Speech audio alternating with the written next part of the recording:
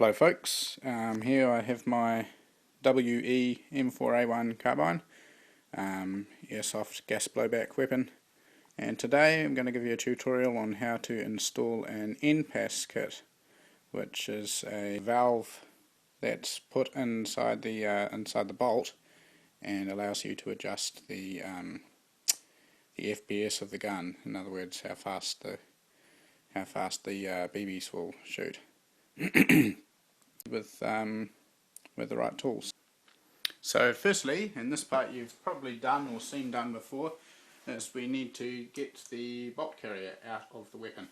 So you just do your pop your pin out there, pull that out, pull that back.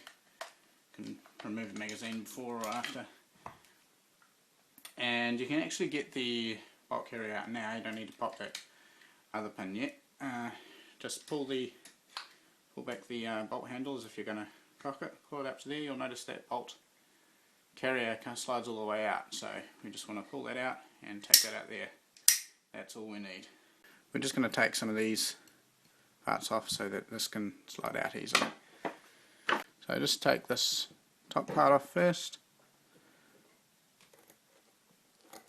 Just pop those to the side there. Top wee part here. That's a Phillips screw, so we're just going to unscrew that and just take that out like that. That's a little guide rail for the for this part of the bolt. Now the last part, you'll need a little one of these little slotted screwdrivers. Just flick that over, and this part here, just in there, and lift that end up, and then you'll be able to grab it with your fingers and just pull it out like flick that back on again there, like so. So just slip that under there, push that in, and then pull it out that way. That looks like that. Lay that aside as well. Now you can see that this can come out all the way, and see it's attached to that spring in the back there.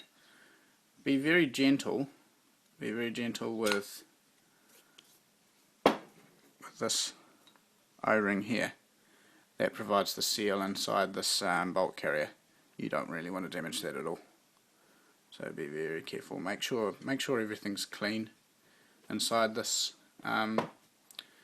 bolt carrier. As a general rule of maintenance, you start getting grit and stuff in there each time you cycle the weapon. Basically, it acts like sandpaper inside your gun's mechanism, and I'll leave you to figure out what that'll do. So we're at this stage now, and now is the time when we're going to deal with this little that little pin at the back there. So we need to get something, a screwdriver or something similar that's the same diameter as that pin. So you just hold that like there, and then you just give this a tap, a light tap, and you'll see it's started to come out there. So we'll just very gently, very carefully pin the rest of the way out and pull it out. You'll see it's pointed at one end. That's the end that goes in first. Now this part of it is going to be free to come all the way out. We're finished with this for now, so we'll just lay that aside. Now we're where the money counts. This spring here is attached inside. Right, so I've just got the lighting right so you can see properly. That little pin there is what we need to get out. Now to do this, you're going to need a really fine Allen key or a really fine screwdriver. Don't do it with anything bigger, you'll damage it. This is all plastic, remember. You'll be able to damage it really easy with any metal tools. So I'm just going to use this little baby Allen key and just punch that through. So that here, probably won't even need to hit it with anything. So I'm just pushing, you can just see it coming out the back here. Push, push, push. Out she pops. Take that Allen key out. Now that spring comes straight out. At this stage, this can actually be disassembled because that pin was what held these two parts together. So very gently and in a nice clean motion, we're just going to pull that out like that. Here we go, there's our NPAS. That's our NPAS kit. That's all it is. Inside here, it's going to come out is, doesn't look like it wants to come out for me. There we go. There's a spring that ensures that the that ensures that pressure is kept on that NPAS back onto this point here to allow it to function properly. So that's it. That's what you get given in the shop when you go and buy one. So putting it back together, and well, this will be in your case installing it. So you're left with these parts here. Obviously the spring goes in first. I'd recommend at this stage giving it a quick clean. Just make sure you're getting rid of any grit and stuff, so I'll just do that now. Right, so now I've given everything a quick clean, I'm going to get it back together. So spring goes back in first, just pop that in, give it a tap and make sure it's settled down at the bottom. The NPAS goes in next, just drop that in, make sure that settles down, sinks inside the spring there. Next we've got this part here. Now getting the orientation of this part right is critical. So we'll just show you how to do it. If you spin this around, it probably looks all symmetrical and you're like, oh okay, I don't know which way it can go. But you'll notice that on one side there's a little nib that comes out, and that's the critical point, because that, if you notice that there's the bottom of the bolt, and that nib, when you slide it in, is going to go in there. So obviously that needs to be put at the bottom, like that. Just gently put that in like that. Right, so that's that part back together. Now the somewhat tricky job is getting the spring and putting it back in there, and then putting the pin back through. You need to put it in gently so that these little rings here are going to be in the correct position for that pin to go straight through them. So we'll give that a go now. You don't want the spring to slide too far. If it slides too far, it gets to that position there, and you'll end up just pushing that pin into the side of the spring. So one way you can do this is place the spring on here next to that pin.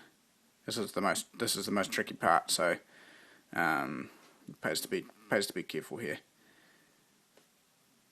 That pin there needs to go through that part of the spring there. So if you can imagine, it's going to be like that inside the bolt. Now, as we take note of how far that spring, when it's at rest, comes past the back of here. And when you pop the spring inside here, that's how far you want to leave it sticking out, about there. So we'll just push this pin down now, and I believe I've succeeded. Just test that, and yes, I have. That spring is now attached inside there. So now very gently we can push that pin home all the way back through. Make sure this pin is perfectly flush on each side, which means you need to countersink it slightly on one side, because if it's sticking out, it's going to catch on these little guide rails. There we go, that's that part done. Now you need to slide this back down into the guide, into the bolt carrier, and repeat the process. Put that pin through. So we're just going to do that now. Right, so now that it's all assembled, we want to know how to adjust the NPAS to move our FPS up or down. Using the tool that they've given you, you slide that inside the top of the nozzle there and move it around until you can feel it's engaged with the NPAS inside. And to check that, you can move that around and you can see the NPAS moving inside there. To adjust it, you don't want that NPAS to be moving, because what's actually moving is the outer casing of it, and you want to move the inner casing relative to the outer casing. But when you just turn it like that, the whole unit spins freely. So the idea is to get a very small Allen key and put it on the inside. Put it on the inside there to stop that outer casing move. Just pop that there, hold that there in the right spot. I'm holding this Allen key down there, and then you can turn this. And if you watch carefully, you will see that the NPAS is moving up. Can you see that there?